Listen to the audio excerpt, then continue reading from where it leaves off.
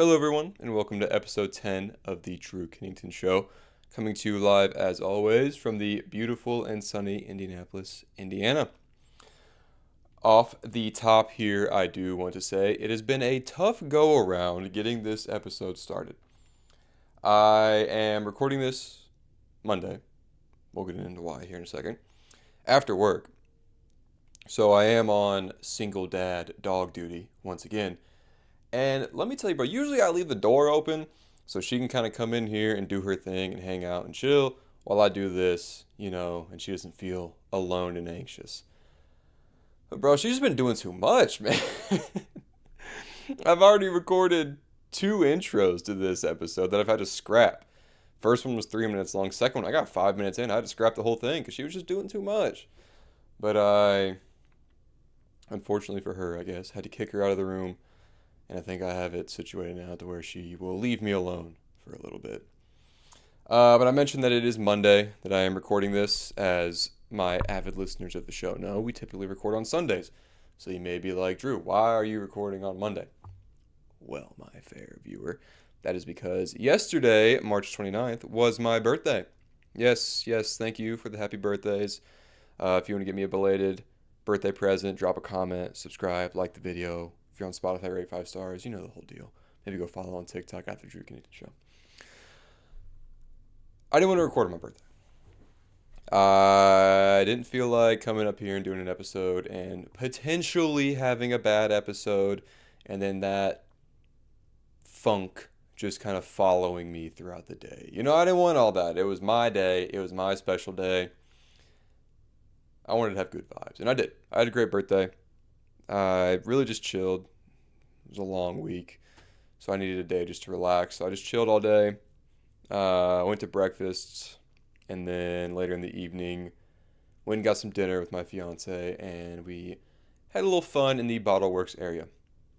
What a cool, cute little birthday for the kid. But I do want to let you guys know that the fun festivities of the birthday weekend almost came to a screeching halt, I guess to say, before they even got started. Let me paint the picture for you. So Fridays, I think I've mentioned it here on the show before. Fridays are fun dinner Friday in this household. Monday through Thursday, even like sometimes Saturdays and Sundays, we usually eat pretty clean, pretty healthy, macro friendly. Try not to eat too much processed food, that type of shit. Well, Fridays, there's no rules. All those rules go out the window. It's eat whatever you want, do whatever you want, be a slob, so to speak. Be a glutton is, I guess, a better way to put it. Well, this Friday, like many others before, was a fun dinner Friday. But what made this one unique is that Naomi was not here to join me on it. She had to work. So I was on my own, and the kid was craving pasta. So I'm like, what's a fire pasta spot that I can get? Now, there's plenty of good Italian spots in Indy. We got some pretty good Italian food. But there's one that I've always heard, and it's Mama Carolla's. So I'm like, well, I guess this is my chance to try Mama Carolla's. So I put in a little chicken Alfredo, pickup order, soup of the day, yes please. I'm gassed. Get in the whip. Drive to the gas station, because I need to get snacks. I need to get a diet soda. We got the diet soda on deck today as well. Grab my snacks, grab my diet soda. And then I'm like, man, I still got like 20 minutes before I got to pick up this order. And I'm only like probably 10, 15 minutes away. So I'm like, me and Naomi, we were in a bit of a tiff. A little bit of an argument. So I was like, you know what? I'm going to get her some flowers. So when she comes home, she sees the flowers. We're all hunky-dory. Leave the gas station. Start driving east, which is important to this story. Sun's in my face because it's like 6:30 at this time. And I got to turn left to go south. Well, coming up on a red light. It's green. I got to turn left. There's a car coming. But I'm like, man, I can make this. So I turn and I cut the turn a little short. And when you live downtown, there's bike lanes everywhere. For whatever reason, we fuck with the bikers. I'm just kidding. I rock with you bikers. Unless you're in the middle of the street going like 5 miles an hour, holding up traffic, then you're my op. And I'm thinking about, I'm not going to finish that thought. There's a bike lane. So I cut this turn a little tight because I'm trying to beat this car. And I couldn't see it because of the sun in my eyes. They have a fucking concrete median separating this bike lane from the main road. And boy, when I tell you, I smoked that median. Not smoked in the sense that it wasn't like that high. I will preface that. It was like maybe like 8 inches, 9 inches off the ground. But I, probably going 35 miles an hour, smoked that thing.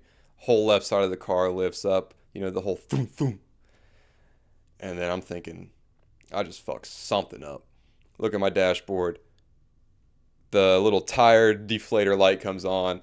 My thing starts blinking. I got 2 flat tires on the left side of my car, bro. I fucked both tires on the left side of my car up.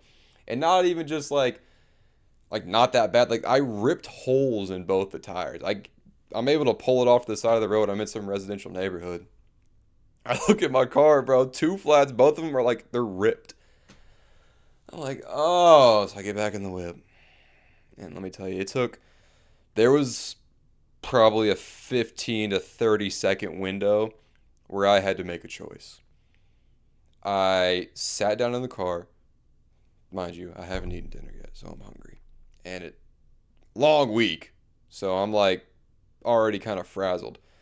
And all the emotions start hitting me at once. All the negative emotions, all the overwhelmed emotions, all the anxiety. And I had a choice right then and there. I was like, I can either lean into this and crumble and maybe cry. I don't know. I don't know what I was going to do. I was emotional. Or I can take a few deep breaths. I can lock the fuck in and figure out how I'm going to handle this situation. And let me tell you, I wouldn't be telling you this story if I cried. So, I put my head on my steering wheel, took like 5 deep breaths, and then asked myself, how are you going to fix this? So, long story short, drove her home, took the tires off. We got it taken care of. You know what I mean? And then you may be asking, you're like, well, Drew, you started the story by telling us how gassed you were for Mama Corollas. How did you get your Mama Corollas? Great question. I didn't. I had to call them and tell them to cancel my order. They refunded me, which is cool, but then now we're in another predicament. Well, okay, so I just canceled my order. What am I going to do for food? Haven't hit the grocery store yet. There's no food at the crib. And then I made a kind of a wild card play. I'm not even going to hold you. I went to Little Caesars. I'll say it right then and there. I went to Little Caesars. I got a deep dish pizza, crazy bread, garlic sauce, marinara. I know. Bit of a wild play. And the reason I went is because before I left, I was thinking about Little Caesars. And I was like, man, that'd be kind of lit. But I was like, I can't get a Little fucking Caesars. What do I look like? Grown-ass man getting Little Caesars. So I got Mama Corollas, but then that fell through. And I was like, well, I guess, let's just go. Hey. Bit of a rough go just now. Maybe let's go get some Little Caesars. So I brought that home, and I thought I was gonna have like a moment, like that meme where the guy's like sitting in his front seat eating Little Caesars, and he's like, Little Caesars taste good, and you don't got a bitch in your ear telling you it sucks. I thought I was gonna have one of those moments. I didn't. It wasn't that good. So yeah, I will say I was proud of myself though, because I feel like that whole situation, it kind of made me realize that I might be built for this father shit. You know what I mean? I know maybe I'm only 25, but I may not be built for it right this moment. But I have some tendencies that, I could do it. Like, bro, 2 flats on the side of the road, that's some shit you call your dad about. Being like, yo, I just fucked up, come get me out of this. I didn't call no one. I was Mr. Make It Happen. Mr. Figure that shit out. That's me. Mr. Calm under pressure. Mr. Doesn't crumble when it gets hot in the kitchen. Not the analogist, but you know what I'm saying. That's some dad shit right there. And I locked in and I made it happen. So, I'm not saying I want a kid right now, but I'm saying when the time comes, just know the kid, I'm ready. I'm built for this. So yeah, so that was a very interesting start to the what was a otherwise very great and very fun birthday weekend. Now, to start today's show, because that was just me rambling about some bullshit. Oh, before we get too deep into anything, I do want to mention the second attempt at the intro of this show that I had to scrap is when I realized that I didn't have any shoes on. And I didn't scrap it because I didn't have shoes on. I'll be honest, I said, fuck it, they're getting the feet this episode. But I realized I didn't have shoes on. I have them on now, but I just want the feet people to know, if you're back, y'all almost got one over on me. You almost upped the score when I just told you there was no more upping of the score. So I only bring that up to let you guys know how close you were to getting another video for your playlist. But not today, my friends. Not today. The first real topic I'm going to talk about in today's show is the differences between the city and the country, and how I kind of came to this, I guess, realization.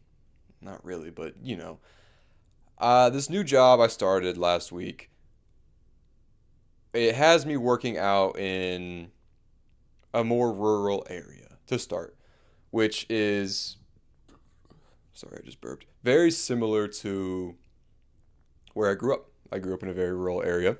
So obviously the country is nothing new to me. Even the city, it's nothing new to me. I live in the city. I've lived here for 4 years. But I will say I kind of forgot just how different the lifestyles of these two areas are. I mean, just even if you just look at the most simple of metrics, the amount of people that that are within my close proximity here in the city where I live right now. Like if you think of we'll just say even a 5 mile radius of where I sit right now. The amount of people within my proximity is fucking insane compared to what it was when I lived in the country. Like if you live in a rural area, bro, you got 35 people within a 5 mile radius of you. You know what I mean? It's so sparsely populated, whereas here in the city, it's so densely populated. And I guess I kind of forgot how much that affects the way you live. Living in the city, I don't know any of these people. And I'm sure some of you may be like, yeah, and that's the problem. But let me get to my point. I don't know any of these people.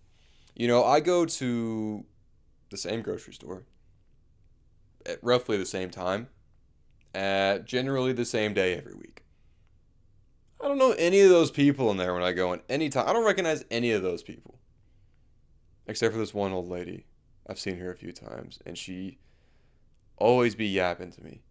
And Naomi. She always comes up to us, and not even on some oh my god, how are you shit. It's just she'll just come up to you and just be like, can you believe the price of the eggs? And then you're like, what? And she's like, insane. And then walks away. Very interesting lady. She's very nice though. But back to my point, I don't know a majority of these people. Whereas if you live in the country, you're very likely to run into somebody that you know. When I go to my mom's house out where I grew up, there's one gas station in this town, and I refuse to go to it because I'm there's a probably 60 to 75% chance I'm gonna run into somebody I know. And I'm I don't really want to deal with that. Not that they would talk to me or I would talk to them, but just I'm not trying to deal with all that. So for me personally, I really enjoy the being out of all that, and being in the city and not really knowing who these people are. Because the biggest thing for me that I've realized, one of the biggest proponents for me in wanting to leave rural America, it's just the fact that when there's so little people, it's A, everybody knows everything about you, and B, there's not a lot to do, so you find yourself just kind of talking about other people. And it creates this like toxic, like gossipy kind of shit talky culture, which I didn't really fuck with, man. I didn't like that. I didn't think it was cool because what it creates is environments where your like reputation is kind of it's everything. If you have this like negative stigma around you, or if you have this reputation that was established in high school, that follows you into adulthood and it follows you throughout your whole life. Even if it doesn't necessarily follow you, it still gets brought up. Like you could be like 30 years old and they'll be like, "Oh, do you remember when Kaylee did this in high school?" Blah, blah, blah. You know what I mean? Like that shit's crazy to me, respectfully. And I just personally feel like if you live in an environment like that, it's more difficult to kind of put yourself out there. It's more difficult to kind of grow into the person that you want to become. Like if you are wanting to do something with your life that is kind of it goes against the grain a little bit, it kind of isn't necessarily considered normal. It's I feel like it's more difficult to do it in an environment like that than it is somewhere in the city where you don't know anybody. Because like if this podcast for instance, if it started getting like buzz around this area where I live, in the city of Indianapolis, if people started watching it, people started consuming it, it was showing up on the For You pages of countless people in this area, I don't really care. I mean, I care because my show will be doing well, but I don't care in the sense that, like, these people are consuming my content. It's more like, okay, well, do they like it?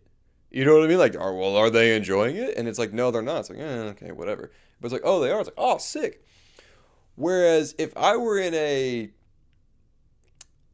more rural environment, I would be like low key terrified that my shit would get out and people in my vicinity would like pick it up and find it.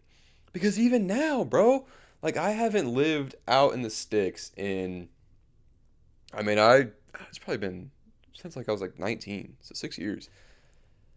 And when I be posting this stuff on TikTok and like Instagram and stuff, like on TikTok in particular, you can see who viewed your profile.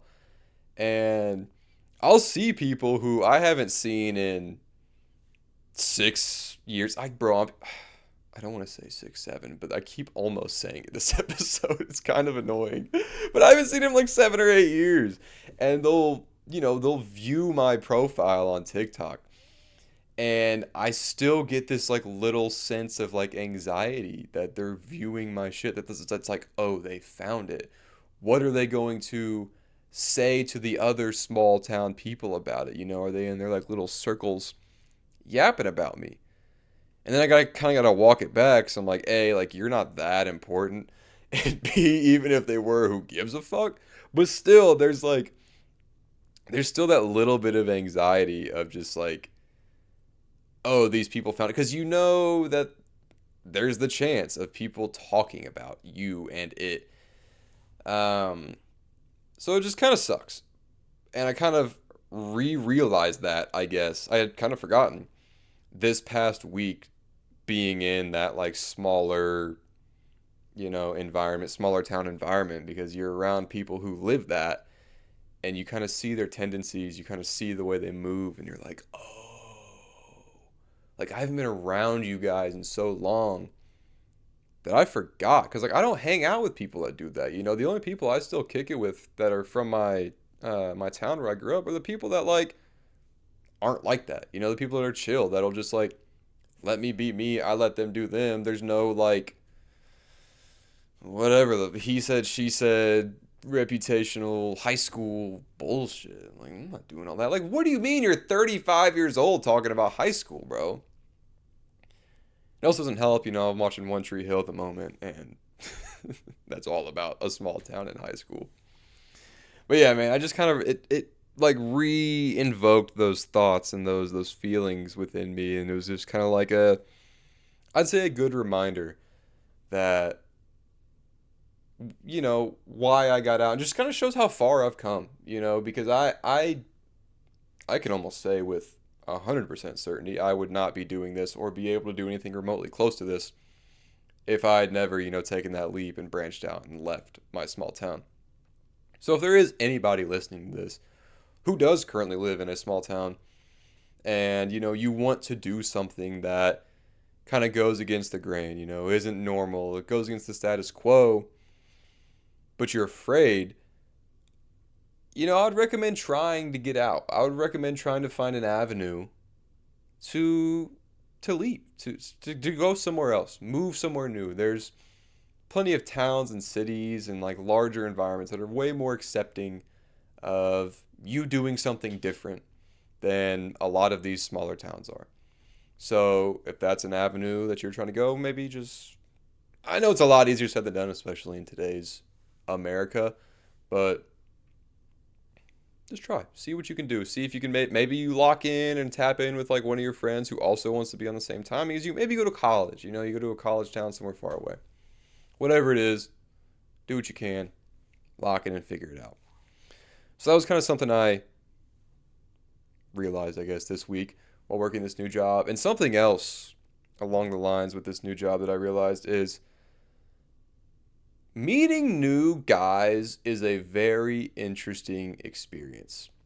And especially guys that like, okay, if you like are at a bar and you meet I end up in this situation a lot where I meet one of Naomi's friends, boyfriends, like 90% of them, like 90% of the interactions is chill. So like this isn't like me being like, oh, I hate it. But like you meet one of your girlfriend, fiance's, wife's boyfriends or whatever, or just even like you should meet some guy at a bar. You can kind of small talk your way through a 3 to 4 hour, experience, and just kind of go get out of it and be like, yeah, that was cool. We were chill. We kind of just chopped it up.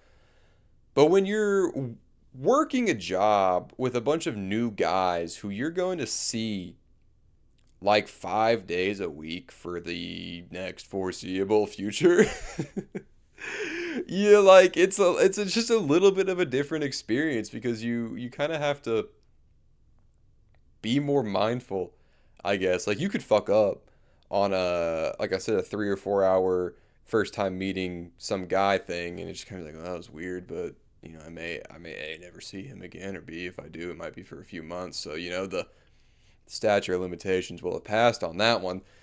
But it's like, bro, I'm gonna see this guy today, tomorrow, the next, and all these days afterwards. So it's like, man, I kind of gotta you gotta play your cards a little bit, right? First impressions mean a lot. You can't come in too hot, because then they're like, yo, the fuck's this dude on? And you can't come in too weird, so they're like, yo, we got a mute on our hands. So it's just very interesting. It's been a very interesting experience because I've had to feel out and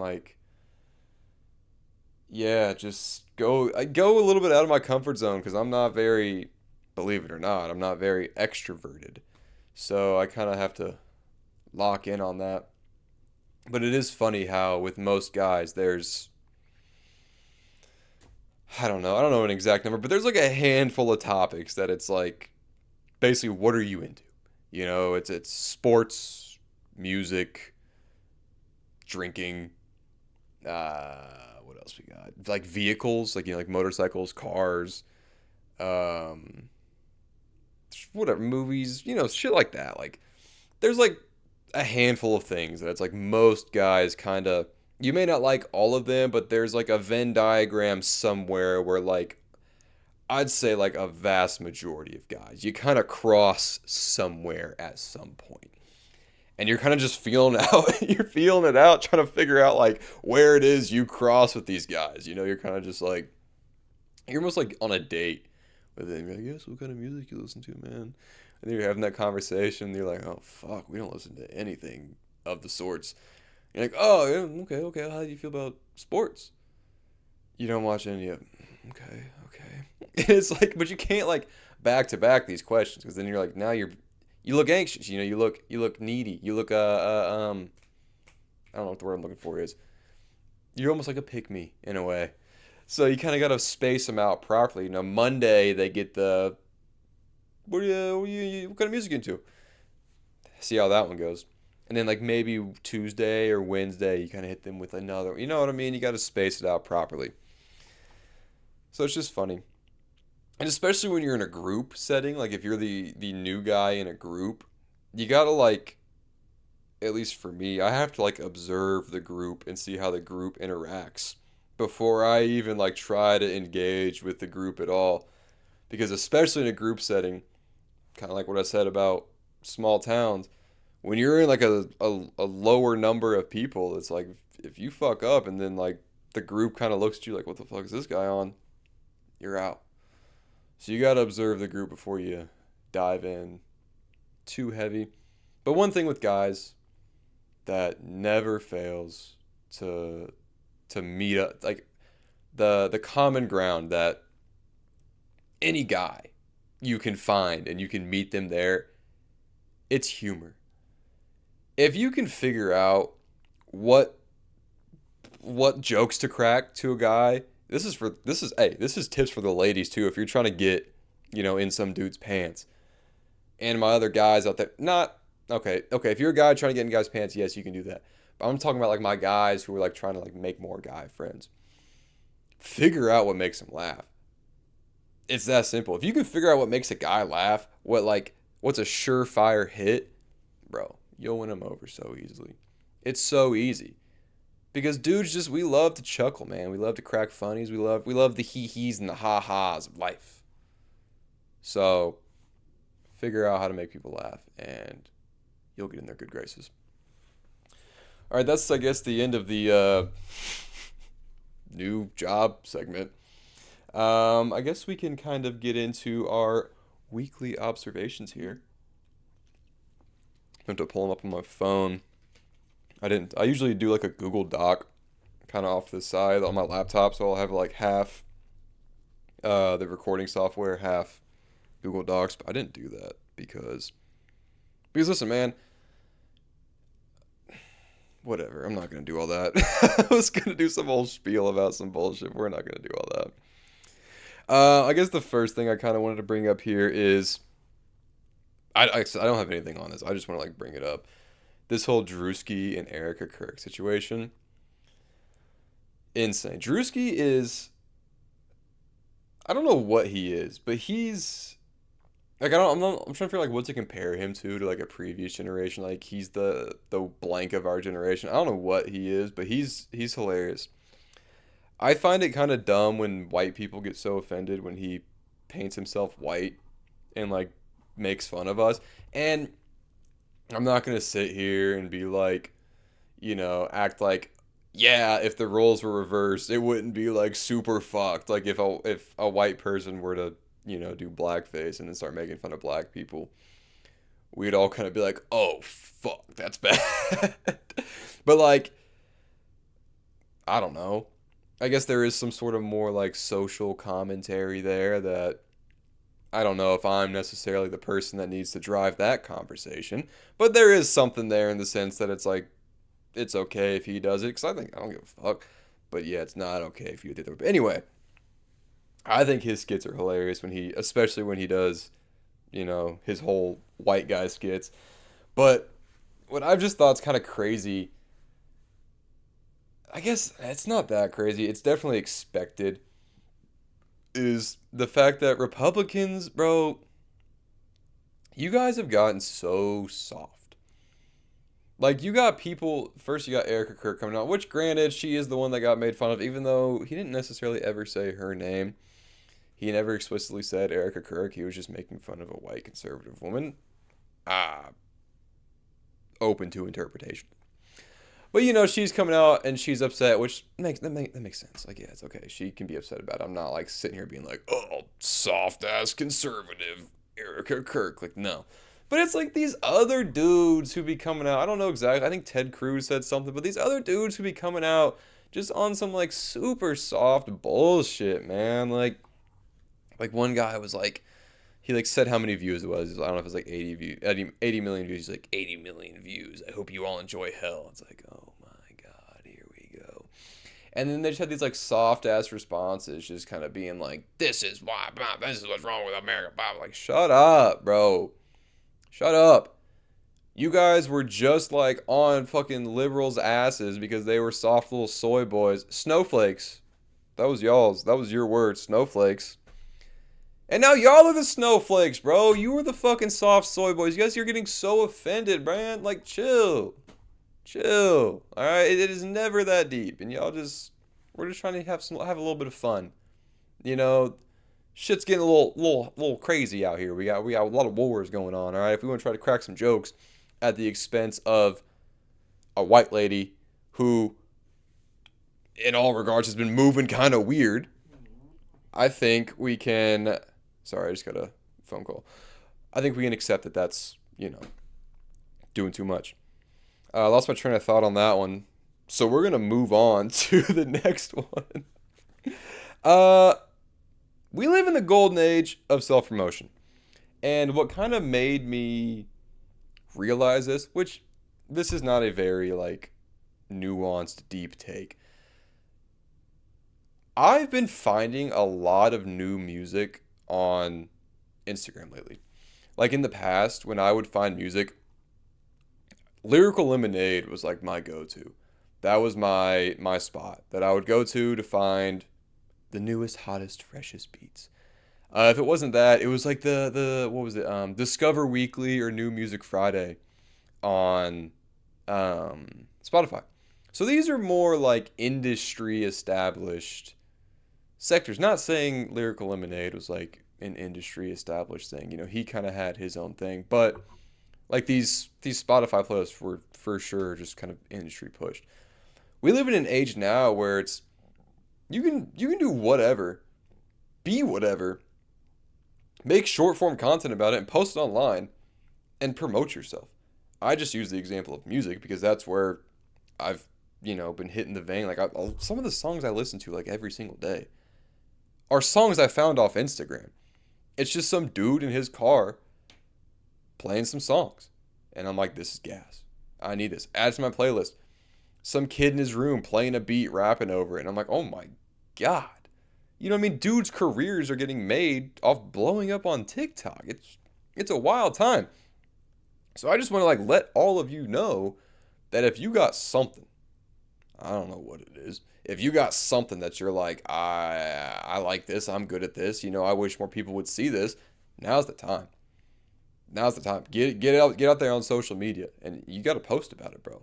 You got to figure out what it is. You got to lock in. This is the golden age. If there has ever been a time to do something that is like not some like 9 to 5 shit, it is now. It is right now. Especially, we're not going to scare the host. We're not going to bring up AI. But yeah, man, it's just like, I feel like we're such creative creatures, and we live in a time, as crazy as it may be, as doomer as some of us may want to be, we live in such a golden time of being able to create art and being able to put it out there for people to consume. It is so easy.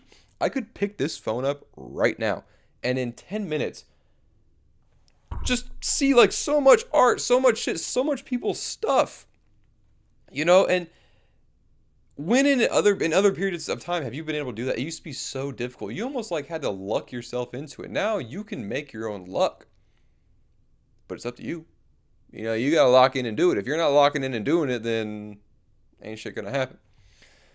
So yeah, I don't know. That's just kind of something I realized this week. I was watching a lot of Instagram reels, big Instagram reels, guys. So I'll say it. Love Instagram reels, and my algorithm's flooded now with dudes just promoting their music, and I love it. I love finding new music, so keep sending it my way, Instagram. So yeah, if you got something you want to promote, lock in. Now's the time. Figure it out. I don't know. I'm figuring it out with you. We're doing it together. I'm figuring this shit out. Just figure it out. You got it. The next thing I want to talk about. Okay, there is a preface to this one. If you sent me a birthday card, or if you got me anything, if you even told me happy birthday, I appreciate it greatly. I love the fact that you thought of me on my special day, that you knew it was my special day. I appreciate that very, very much. And it means a whole lot to me. And I mean that genuinely. That's not me being funny. I mean that genuinely. If you sent me a card or if you reached out to me, thank you so much. With that being said, why were people giving me birthday money as a kid but not as an adult? Like, I feel like on my birthday as a kid, I used to clear like minimum $300 on my birthday. You have like people you haven't spoken to since you were like 1 lobbing you a 20 piece. Minimum a 20 piece. Now I'm an adult.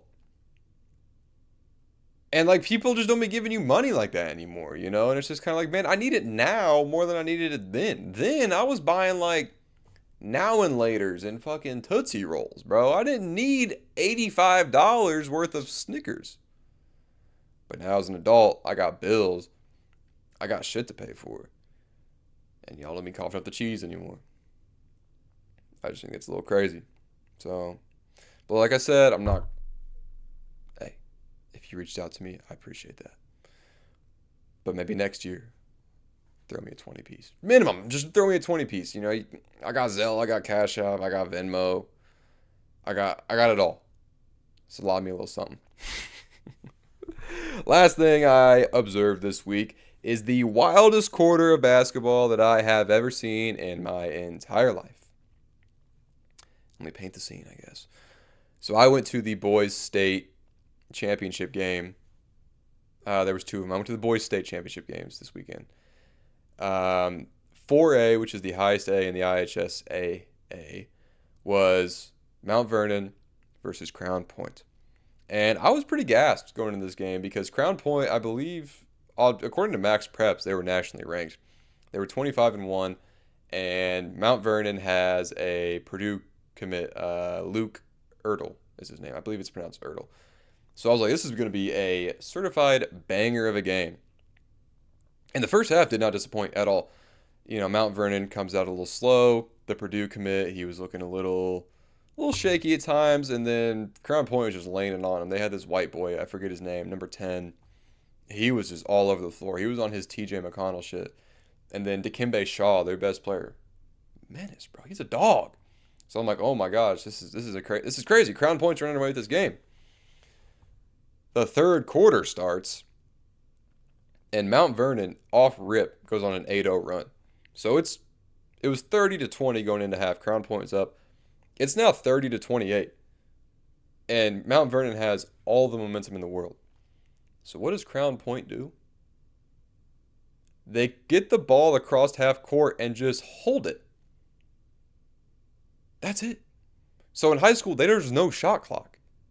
You know, in the NBA, you have a 24-second shot clock. You have 24 seconds to make something happen. If you don't, turnover, next team's ball. In high school, they don't have that.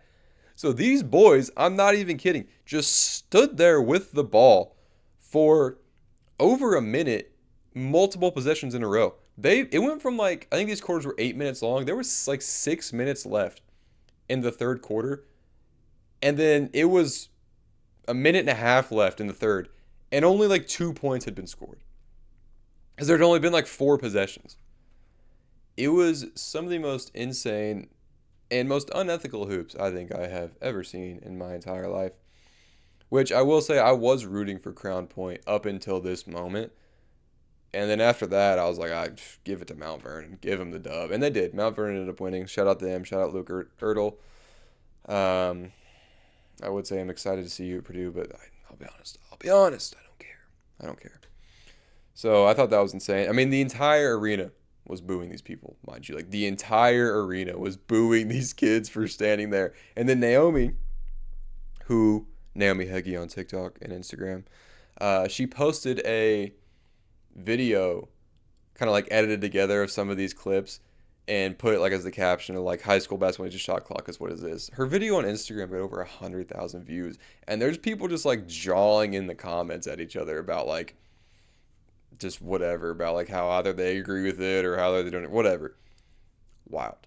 A very wild sequence, and I'm glad I got to see it because I don't know if I'll ever see anything like that again, because it seems like they're voting on adding a shot clock to next year's for next year's season. So I may never be able to see something like that again. So I guess I'm glad I got to see it while I could. And okay, that's the end of our weekly observations, friends. Let me get a sip of this little Diet Cola here. Little DC, as the kids call, or what do they call them? Fridge cigarettes. It's a great name. This one's not. This is the big boy. This is a Fridge 100 for all my cigarette smokers out there. This is the big boy.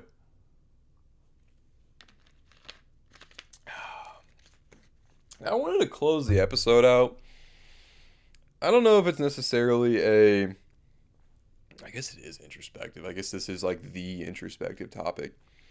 I want to talk about religion to end the show. I I talk a lot about I don't necessarily reference religion like directly on this show, but I do talk about a lot of things. I talk about God. I mention God, the universe, and a lot of spiritual things. So I talk about that a lot. I guess I just kind of want to talk about like my stance on it and just kind of how I feel about it because I've never really explicitly said where it is I align spiritually. And the reason why I was like, okay, maybe I should talk about this is because after last episode, Naomi asked me, she's like, "Oh, have you been praying? Have you been praying a lot recently?" I'm like, "What?" Like I've prayed, but like I'm not like that's not my thing. And I was like, "What are you talking about?" I was like, "What like made you think that?" And she was like, "Oh, you just been talking about God a lot on your podcast." And I was like, "Oh." And I was like, "Oh, I should probably like kind of clear the air. Not clear the air, so to speak, but maybe just like explain myself a little bit next time I hop on there." So that's what we're going to do today. I do want to preface this is not meant to offend or belittle or undermine anybody in whatever it is that they believe. This is just me kind of spitballing with how I feel about things and kind of just talking about my perspective on stuff. And this is the Drew Kennington Show, so what do you think you were gonna get when you tapped in here? But I do also want to preface that this might be a little off-roading, so to speak. Like, hold on, sorry. When I do these topics, a lot of the times I'll put in like the main point, like the main or the main topic I want to cover for that segment, and then I'll do like 3 or 4 sub points underneath of like kind of avenues I want to touch on. Like here's the main point. Okay, here's the sub points I want to hit. If I end up getting like caught up in the middle of it, I can kind of look over at my notes and be like, oh, I wanted to talk about that. I didn't do any of that with this. I literally just I literally just wrote the word religion in my notes. So we're gonna fully freeball this thing, and we're just gonna kind of see where we end up. And I guess where I want to start, I guess the only place to start is what do I identify religiously? And to be honest, the answer is I don't. I don't have a spiritual affiliation, so to speak. I take a lot of my spiritual practices from Buddhism. A lot of my, I guess, religious experience has been Christianity. I live in America, which is a pretty predominantly Christian country. So, like, a lot of my religious experience is with Christianity. So, I guess I kind of lean a little more in that direction. But then, like, my practices, so to speak, I guess align more with Buddhism and just kind of like basic philosophy, so to speak. I don't know, like I wouldn't say it's like stoicism. I had a stoicism phase. I'm not even gonna hold you on that. I went through a stoicism phase, but I wouldn't say I'm very like into that now. But it's more, I meditate. I don't pray. So is like what I'm getting at. So that's kind of where I lean there, and I guess why it is that I lean like that is I just have never really been the biggest fan of the way that they see what I'm saying? I got tiptoeing. You know what I mean? I got to be a little careful because I don't want to say anything like mean.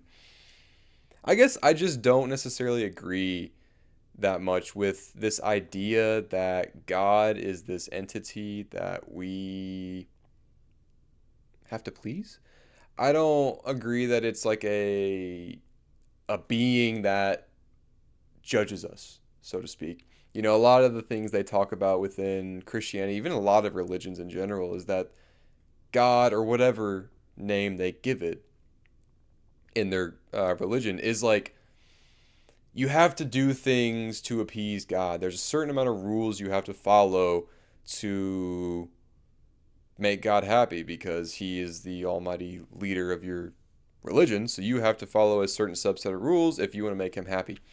And I guess me personally, at least my interpretation of God from what I've read about and kind of experienced in my lifetime is I don't think God is a judgmental entity. I believe in God.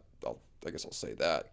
Not like the like Christian God or the Muslim God or whatever gods. I just believe in the idea of it. And I just believe that it just is. It just is what it is. It's not a guy in a robe sitting up in the heavens like watching us and either letting us in or kicking us down to hell or whatever it may be. It just is. Like it's just here whether we like it or not. It's the driving force of all things in life. Those ideas that you don't know where they come from, that's God. The trees in your front yard that grow, you don't really know how, that's God. Your little dog, the fish in the sea, like all that, everything living, it is God. And I understand that's like a Christian, I guess, way to look at things, but that's how I look at it. I look at it that within all of us, here's a good way to put it. I envision it as God is this force. It's just this almighty force that we don't really know, we don't really comprehend, we don't know exactly what's going on up there. And within us are fragments of this force. A lot of people call it a soul. That is within all of us. So we are all a part of this greater force. And I know what you're thinking. It's like, brother, you're just describing like Christian God. Hold on. So we're all a part of this force. We're all just fragments of this force. And I guess the idea is that this force is in a way experiencing itself, I guess. Is that the idea? I guess. So again, I'm kind of working through things on my own or on the fly here. Um, hmm. So yes, we're all a part of this force. We're all a part of it as a whole. I'm gonna pause for a second. I'm gonna cut this out because I need a second to think. So where I stand with religion is I feel that it's very important to humanity. I think that it's very important as a society that we all have some sort of spiritual practice that we engage ourselves in, whatever that may be. So I have no issue with organized religion. I have no problem with any type of religious text, spiritual text, churches, anything like that. I think they're all great in their own right. I just think they also have their own set of shortcomings that oftentimes get ignored because there is this idea that there is this almighty being judging them from the heavens. And that is where I often lose it. I'm not lose it, but like I often just like I don't necessarily agree, and it makes me hesitant to want to engage or participate because I feel like all of these spiritual practices, all of these religions in their own right are the answer in some way. Like I don't think there's only one right answer to what it is that's happening within the story of humanity, I guess. In all reality, I think we have no idea what's going on. I don't think that we know the answer. I think that it's very foolish to believe that you know the greatest mystery ever. That you know all the answers. Oh, okay, so how are we created? Oh, I know. Oh, okay, what happens when we die? Oh, I know. The reality is you don't. You know, you have faith, which is cool. You have faith that you believe these things have happened, but you don't have any like concrete proof of like this is exactly what has happened, which is why there is so many different religions. You know, throughout so much of human history, there's all these different civilizations. They all had some different form of spiritual practice. But the reality is they all had a spiritual practice. So to me, that tells me that A, God, the universe, what the life force, whatever it exists. You're telling me all these cultures throughout human history, all of them had some sort of spiritual practice that revolved around this idea of some higher being, of some higher force. But then where you lose me is like in saying that like your story about it's the right one. I'm not saying just because you believe in a story that all of a sudden it's like, oh, you're an idiot. Like, you know, like some like atheists or some people will kind of, you know, I guess just be like mean towards like religious practices and, you know, like churches and stuff like that. This isn't what I'm trying to do here. I'm just saying that with there being so many stories, personally, I don't think that what that tells me is that we don't know. And that's just the reality. We don't know. I do think that it is if you find solace, if you find the pole, or if you feel like you gain enlightenment from going to church and engaging in a spiritual practice, whatever it may be, involve yourself in that. Like dive deeper into that because at the end of the day, that's the goal. I feel like some people don't realize that. That is the goal of all religions, of all spiritual practices. It is to achieve enlightenment. And if you find that by reading your Bible and praying and going to church, lean into that. Do more of that. If you find it by meditating and doing, you know, whatever Buddhists do, I guess, remaining present, being in the present moment, do more of that. If you find it by reading the Quran or the Torah or whatever it may be, do more of that. Because the reality, at the end of the day, the reality is that is the goal. That is the entire goal of religion, of spiritual practices, is to achieve enlightenment. And it just blows my mind that, A, some people involve themselves so heavily in these religions and then they don't even like it like doesn't like click that that's what you're here to do. It's almost like you're more going and more doing these things that almost kind of like virtue signal to people that you're a good person, and it's less about involving yourself in the spiritual practice of allowing this force, whatever it may be, to flow through you and become one with this force instead of having that separation. You know, because that's where the ego comes into play. It's like your brain wants to tell you that you and God are separate. You know, your brain is like, oh, I need to please God. I need to do actions and be things to please God. Whereas a lot of these spiritual practices, a lot of these religions tell you, you are God. God is within you, and it is your duty to separate yourself from the ego and align yourself with that spirit and live through that. You know, you hear this phrase, Christ consciousness, sometimes. It's basically saying, don't try to please Jesus, be him.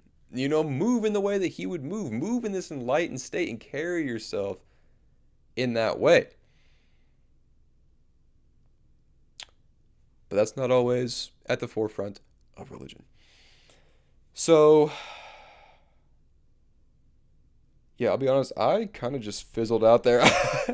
I lost my train of thought about what I was talking about because I had a second point there, but I just kind of went on to some tangent. But what I'm trying to get at here is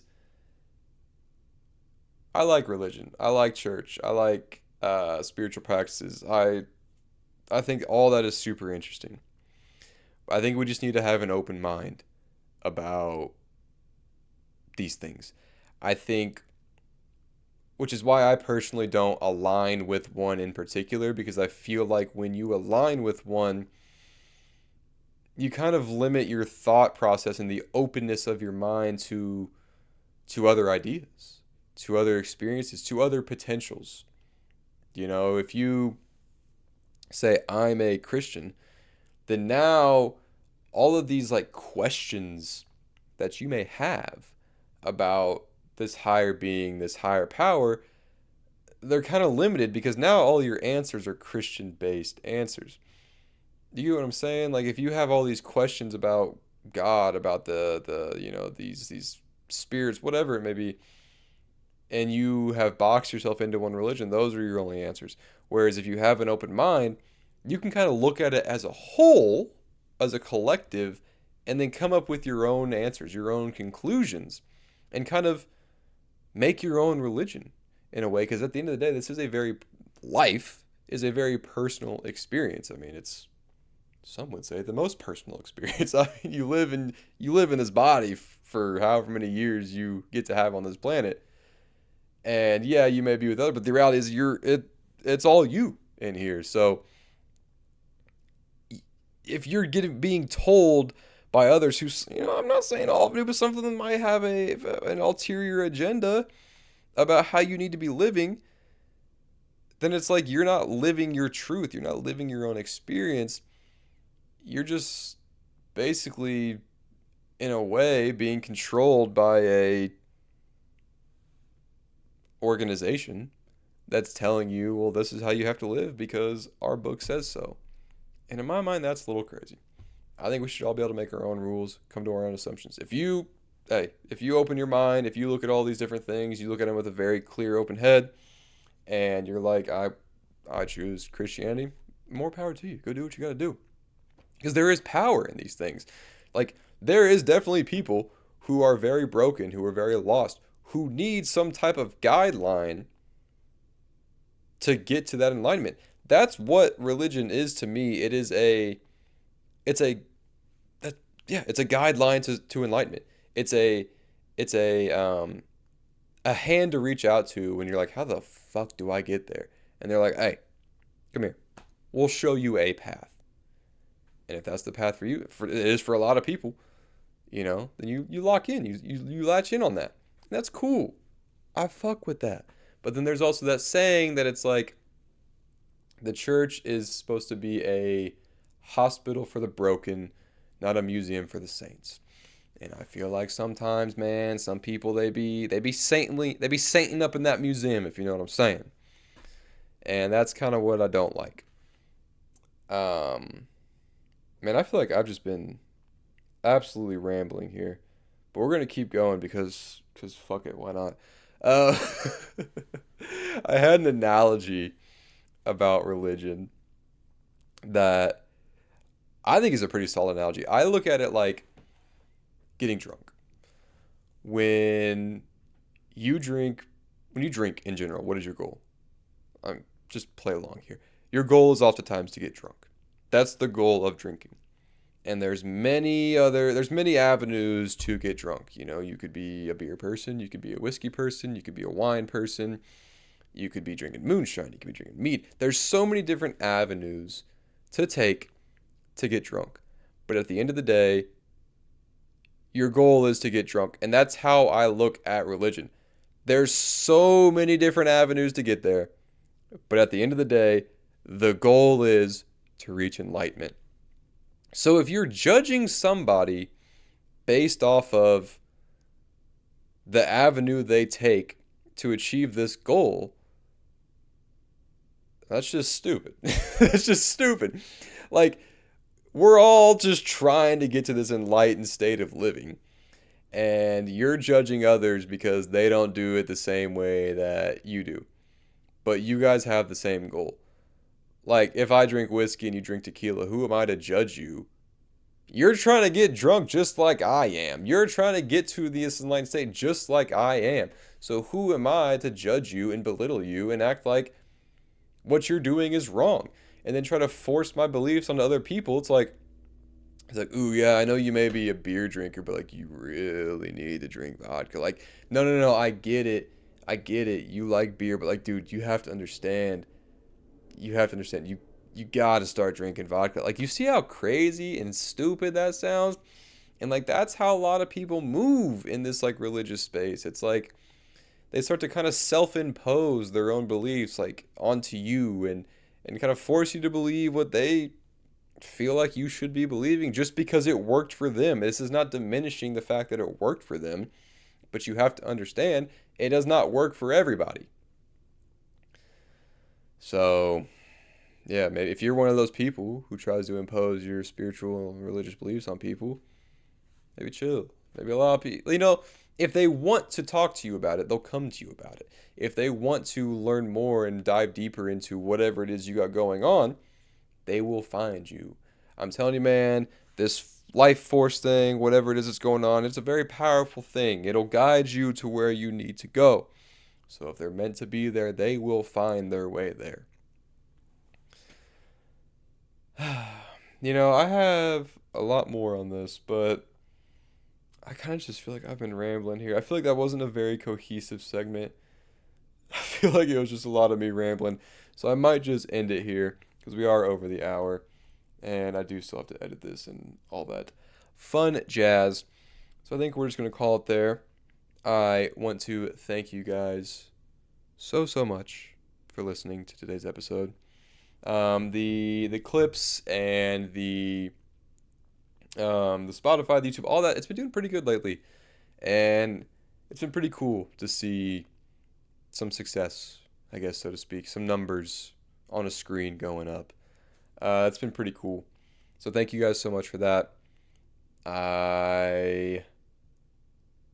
Yeah, once again, appreciate you for listening. If you want to give me a belated birthday present, like this video, comment, subscribe. Again, go to the Spotify 5 stars, drop a comment over there, follow the show. If you want to keep up with it on socials, at the Drew Kennington Show on TikTok and Instagram. And do not forget, if you got something you want to get off your chest, we still have the email, thedrewkenningtonshow@gmail.com. Drop your takes there. Drop whatever it is you got that you want to talk about in there. If it's good enough, we'll bring it up on the show. So, huge thanks. And I am very excited to enter the 25th year of my life doing this. So we'll see. Hopefully we're still yapping into this microphone on my 26th. I will see you guys in the next one. Thank you. Bye-bye.